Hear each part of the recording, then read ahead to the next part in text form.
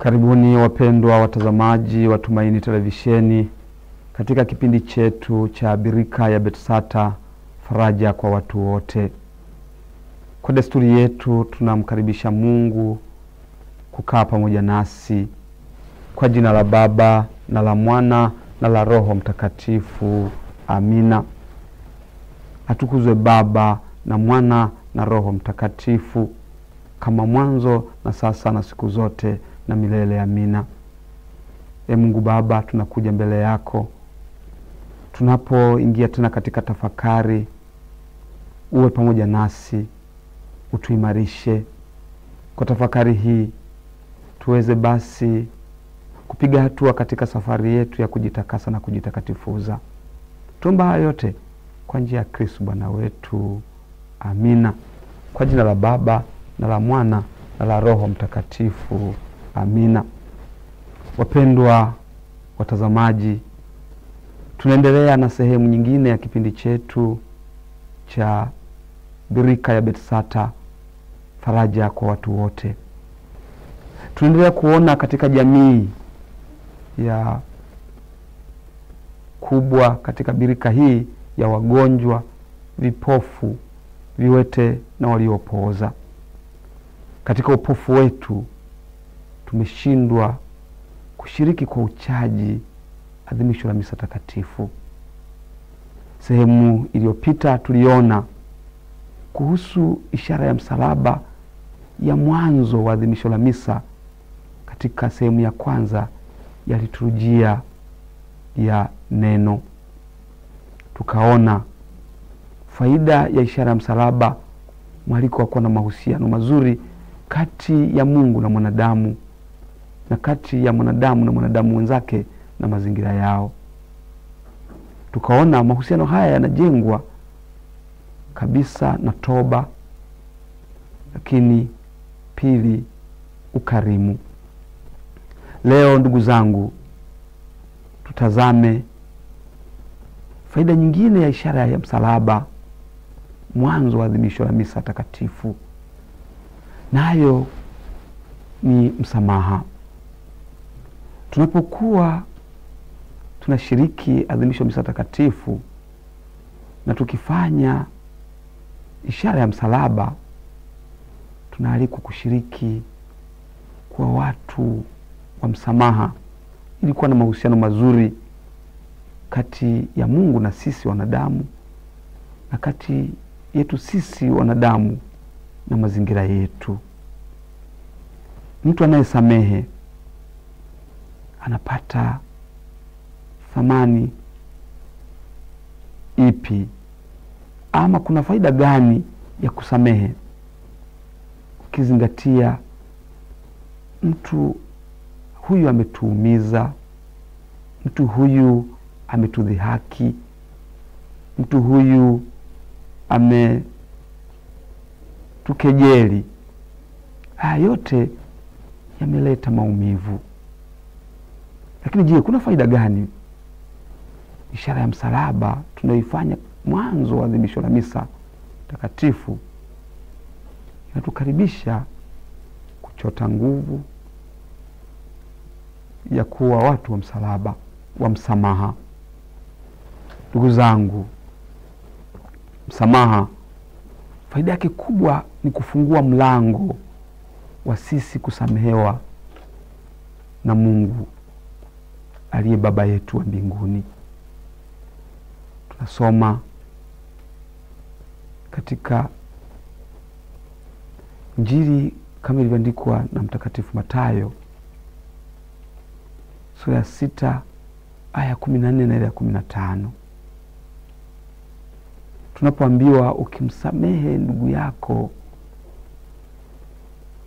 naye Baba yako wa mbinguni anatusamehe makosa yetu. Lakini tusipomsamehe ndugu yetu makosa yake, basi na Baba yetu wa mbinguni hatatusamehe makosa yetu. Ndugu zangu, tunapofanya ishara ya msalaba katika adhimisho la misa, mwanzo kabisa tunaalikwa kushiriki katika hii tunu ya kufunguliwa mlango wa sisi kusamehewa na Mungu. Nani ana faida? Nani ana hasara? Tunapokataa kuwasamehe wenzetu, tunaingia kwenye hasara sisi wenyewe. Tunapowasamehe wenzetu, tunaingia kwenye faida, kwamba kumbe sisi tutasamehewa na Mungu wetu.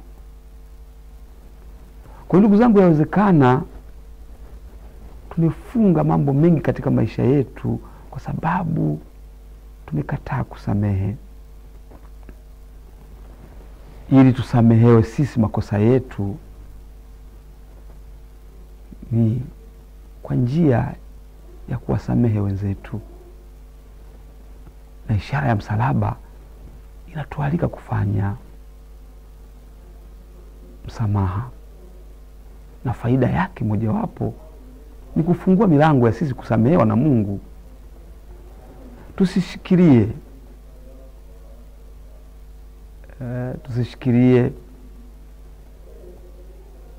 kisasi tukashindwa kuwasamehe ambao wametukosea, tukajikuta tumejifungia milango ya sisi kusamehewa makosa yetu na Baba yetu wa mbinguni.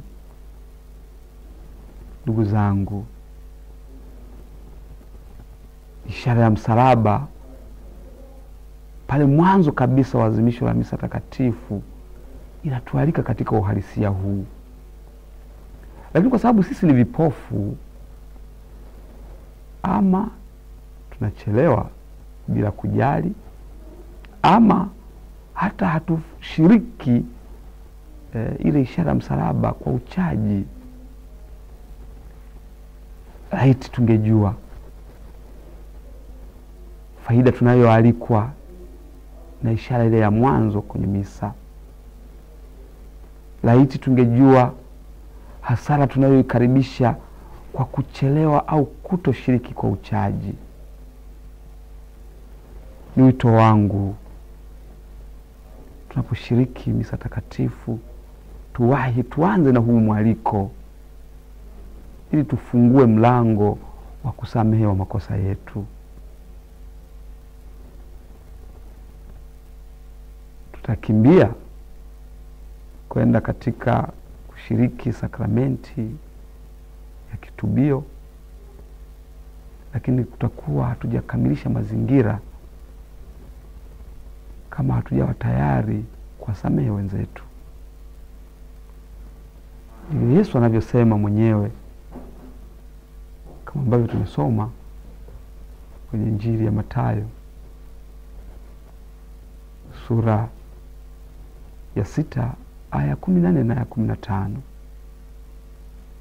Mkiwasamehe ndugu zenu makosa yao, na Baba yenu wa mbinguni atawasamehe makosa yenu. Msipowasamehe makosa yao, na Baba yenu wa mbinguni hatawasamehe makosa yenu. Tuna hatari ambayo tumefanya, tumeshiriki sakramenti ya upatanisho, lakini kwa sababu tumejifungia mlango wa kupata toba,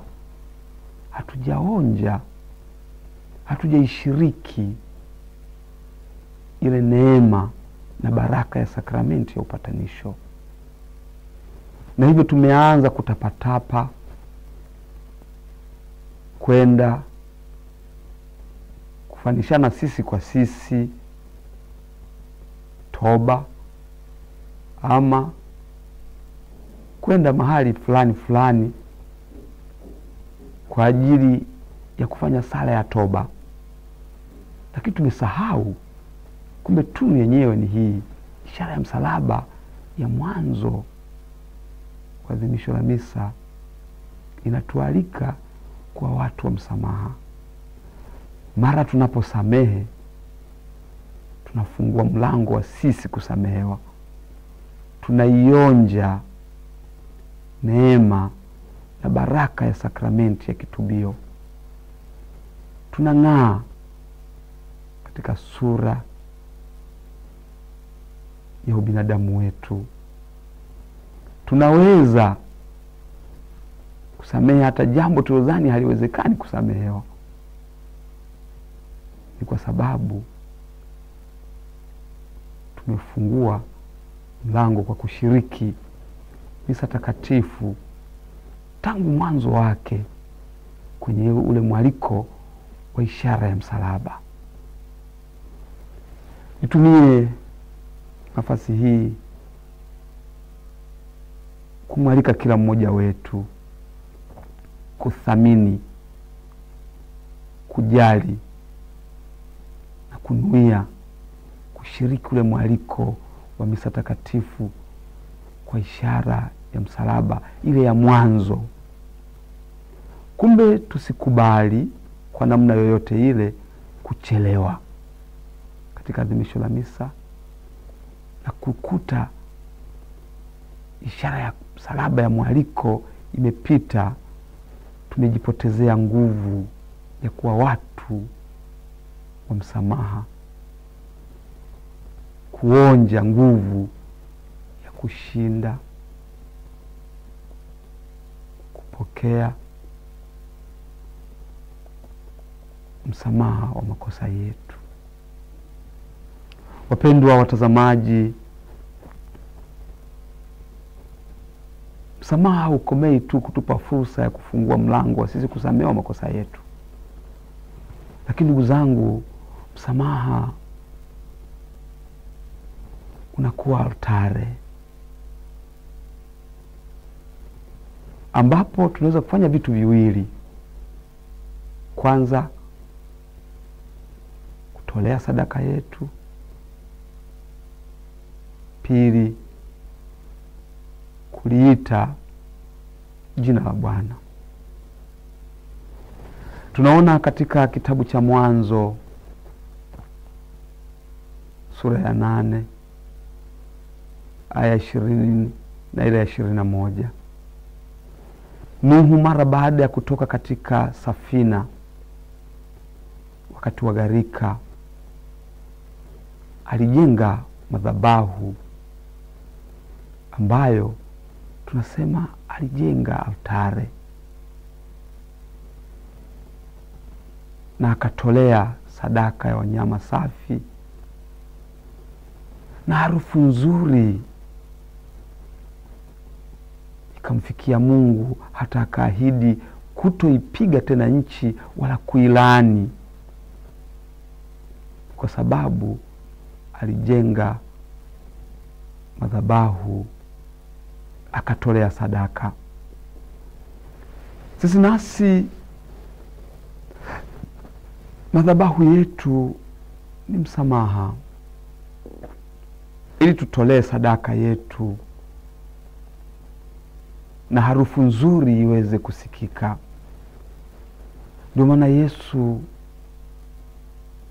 anatualika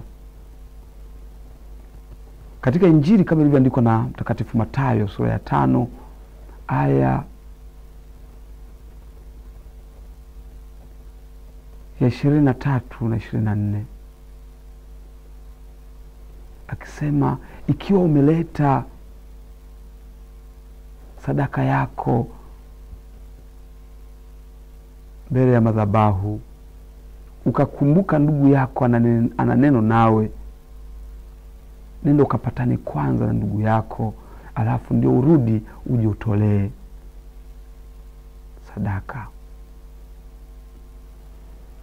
Ndugu zangu, kibali cha sadaka tunazotolea, iwe sadaka ya muda, iwe sadaka ya vitu, iwe sadaka ya pesa, iwe sadaka ya nafsi, kwa maana ya kujinyima kwa ajili ya wenzetu, haina maana kama hatujafanya mapatano kwa maana ya kusamehe wale ambao wametuumiza. Yesu anathibitisha hilo. Sadaka yake pale msalabani, alipokuwa amevuliwa nguo akadhalilishwa, alipokuwa amepigiwa misumari,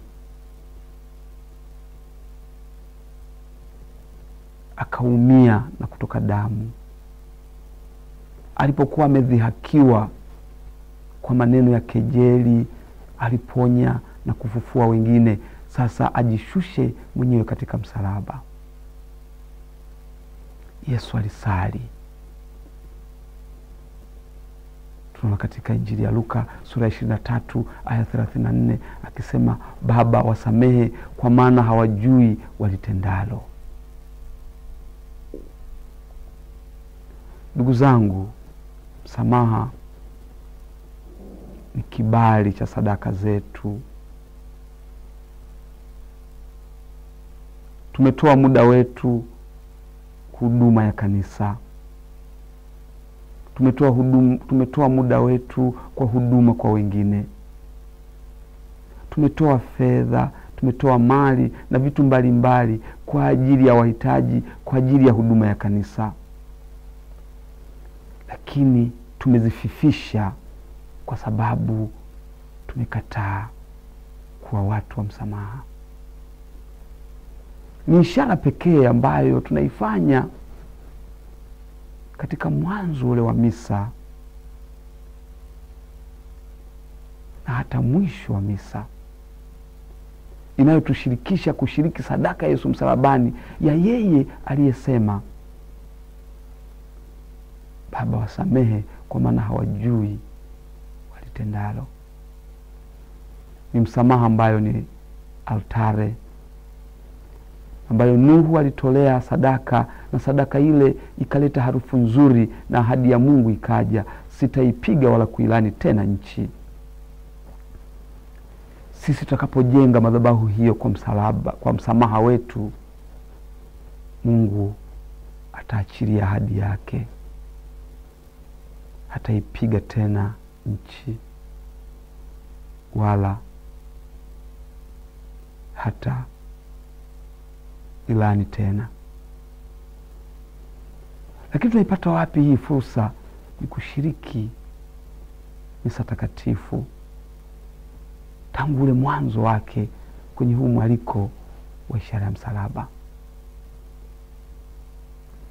Ndugu zangu, Yesu anaendelea kusema kwenye altare hii, tukiliita jina la Bwana atatuitikia. Nabii Yeremia anayesema katika sura ya 33 aya 3, niiteni nami nitawaitikia. Nitawaonesha mambo makubwa na magumu ambayo hamjayafahamu bado.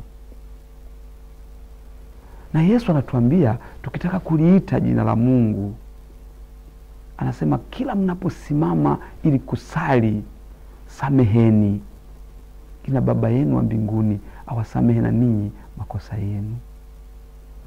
Injili ya Marko sura ya 11 aya ya 25. Wapendwa watazamaji, ni katika sehemu hii ambayo tukijenga hii altare, tukifanya msamaha, sala zetu zinapata kibali. Na anasema katika sura hiyo hiyo ya Injili kama ilivyoandikwa na Mtakatifu Marko sura ya 11 aya 24, kwa sababu hiyo jambo lolote mtakaloliomba, aminini mtalipata, nalo litakuwa la kwenu. Kumbe tunaposamehe, sala zetu zinakuwa na nguvu na matokeo chanya.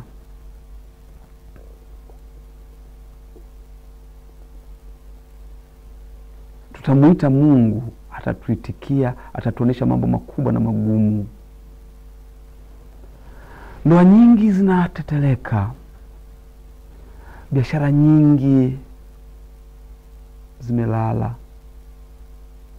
watoto wengi hawatii wala kujali, wanadamu hatujaliani, tunauana na kusingiziana. Ni kwa sababu tumepoteza hii altare. Tumekataa kuwa watu wa msamaha. Kumbe basi ni katika adhimisho la misa takatifu tunapoanza kwa kualikwa kwa ishara ya msalaba kufanya mahusiano mazuri kati ya mwanadamu na Mungu, kati ya mwanadamu na mwanadamu mwenzake. Kwa kufanya msamaha tunaweza kuzipa nguvu sala zetu. Tunaposema misa takatifu ndio chemichemi ya sala zote, sakramenti zote, tunakuja kuiona thamani kwa mwaliko wake wa kwanza kabisa, kwa ishara ya msalaba,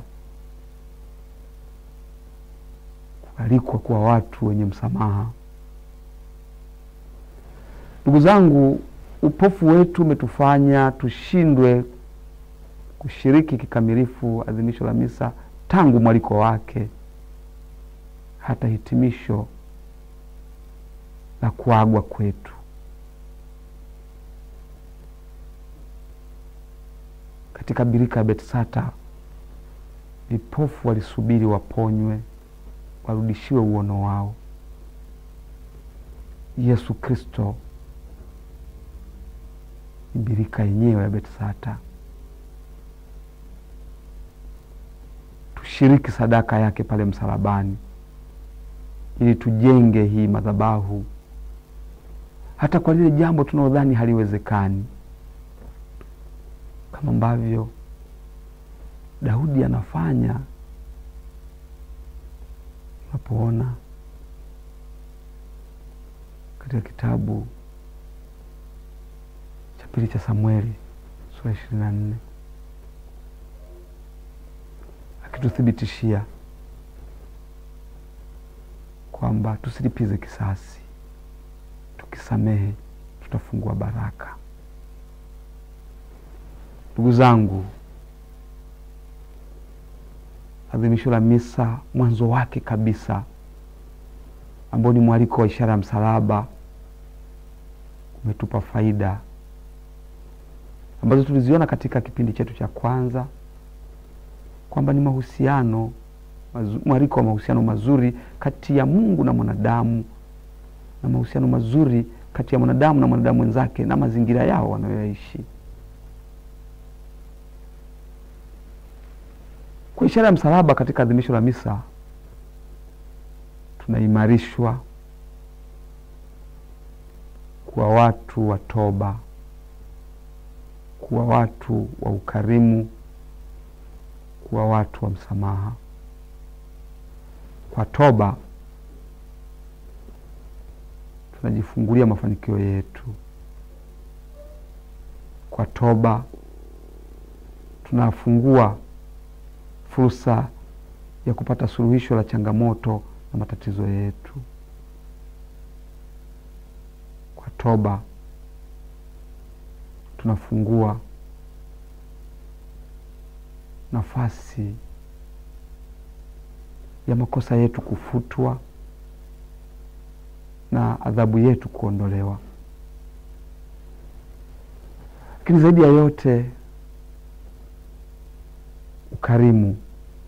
Tunamkopesha Mungu naye atatulipa kwa tendo letu jema, lakini hasa atatulipa wakati ule wa taabu. Zaidi ya yote, kwa msamaha. Kumbe tumefungua mlango wa sisi kusamehewa na Mungu wetu, na tumejenga madhabahu ya sala zetu kuwa na nguvu na sadaka zetu kupokelewa. Tafakari ya leo imeletwa kwenu nami Padre Josefu Mashauri Lukuba, padre wa shirika la watumishi wa wagonjwa wa Kamiliani na hudumu katika jimbo kuu la Dar es Salaam parokia ya Mtakatifu Kamili Yombo Kiwalani. Kwa jina la Baba na la Mwana na la Roho Mtakatifu. Amina. Mungu atubariki sisi sote.